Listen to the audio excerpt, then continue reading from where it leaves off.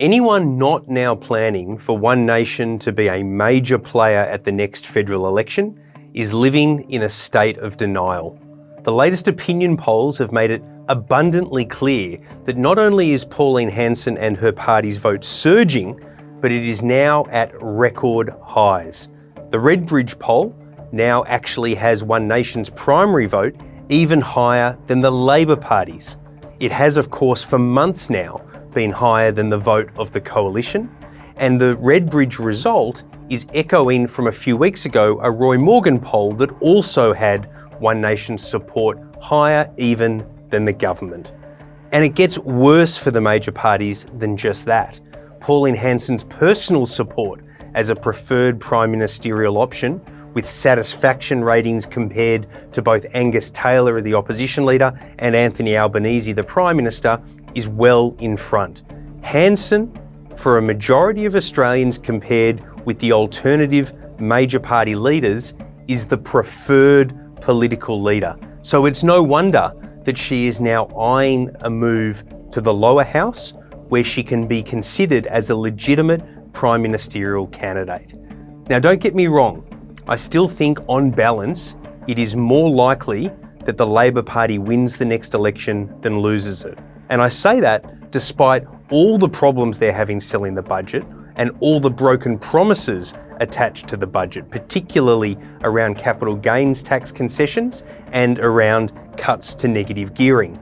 But what is now looking as a more likely scenario, and I almost can't believe I'm saying this from where things were with One Nation just a year plus ago, I think it is now more likely that Pauline Hanson is capable of becoming the official opposition leader in the aftermath of the next election, rather than the coalition, whether that leader is Angus Taylor or anyone else. That's right, it looks like Pauline Hanson's party may well win more lower house seats than the coalition, not just the Liberal Party, but the combined Liberal and National parties. And the National Party, well, if One Nation's surge continues, it may not exist at all at the federal level, because you would expect a number of its seats in Queensland, as well as across regional New South Wales and Victoria, to be gobbled up by One Nation's support.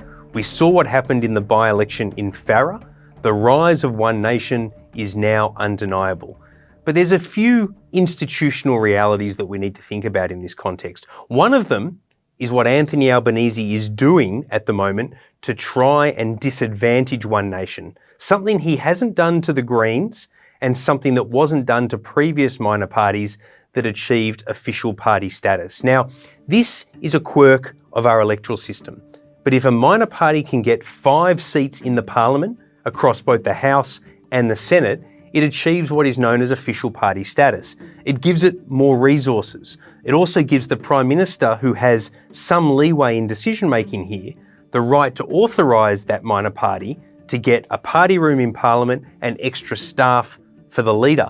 At the moment, Anthony Albanese is playing political games because he's clearly threatened by the rise of One Nation, because he wants to delegitimise the rise of One Nation. He is refusing to give Hanson's party those advantages that have been given to other minor parties, including the Greens. Why is he doing that? It can only be because he takes ideological issue with One Nation. Now, whether you agree or disagree with the policies of One Nation, whether you will or won't vote for it, the Prime Minister refusing to give One Nation, that now has 6 members of Parliament, 2 in the lower house and 4 in the Senate, refusing to give it the kind of resources that go with that official party status, that is ideological bias.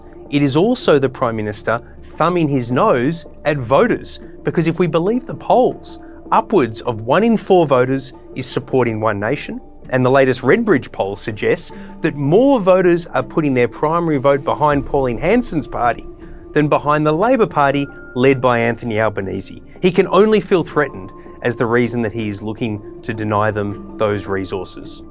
When it comes to this rise of One Nation, it really is going to make the next federal election a totemic possible change moment in Australian politics. Pauline Hanson, at 72 years of age, looks more sprightly than ever. She's been in Parliament long enough in different spheres, as well as in the lower house and now the Senate, to understand the system in a way that few others do. and she's become much more savvy than naive. She was certainly naive when she first got into Parliament way back in 1996, but now she seems to understand that as a party, One Nation needs to do a series of things to be taken seriously as we get closer to the election. It will be fascinating to see how they go with candidate selection. They'll want to have some experienced voices that come on board, but they don't want to simply start poaching people from the major parties who might worry that they will otherwise lose their seats, because they want to be an agent for change. So it'll be interesting to see how they pick those people. Can they avoid scandals? Does Pauline Hanson find a lower house seat that she's comfortable moving down into? And if she wins it, does she become the official opposition leader or even vie to be Prime Minister? That same RedBridge poll that I mentioned on the two-party vote, when you allocate preferences according to what those polled wish to do, it's still very tight between the Labor Party and One Nation. Labor only ahead by 51 to 49%. And that is without Anthony Albanese giving the minor party, by right, the extra resources that it deserves, that other minor parties that haven't been nearly as successful, quite frankly, in the polls as One Nation is now, they've had those advantages even though they're being denied of Pauline Hanson's party. So why are we seeing the rise of One Nation, which seems to be continuing at pace? Well, clearly voters are disaffected with both major parties. This is no longer a case simply of the conservative side of politics getting gobbled up by One Nation. It is now eroding Labor's support as well.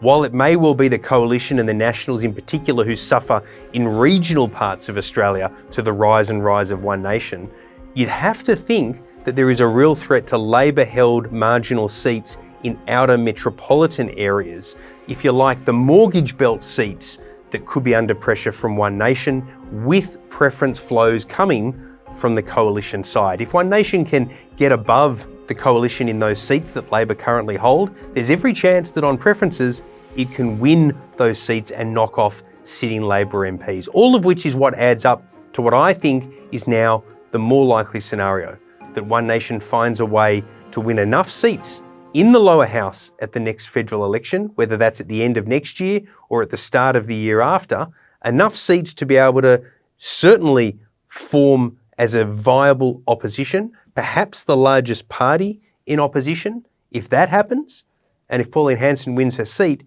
she would become the opposition leader officially. It would mark the end of the two-party system.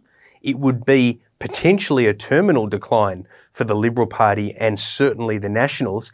And by the way, it is not out of the question when you look at these new polling numbers that One Nation actually can contest to become the government after the next election.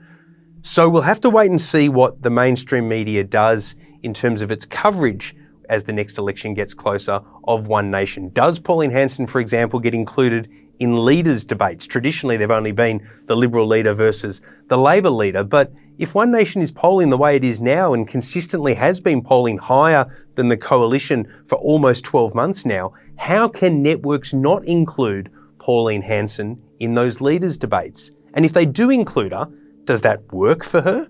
Does she do better with that kind of level of exposure? Or does it, if you like, expose the shortfalls of One Nation?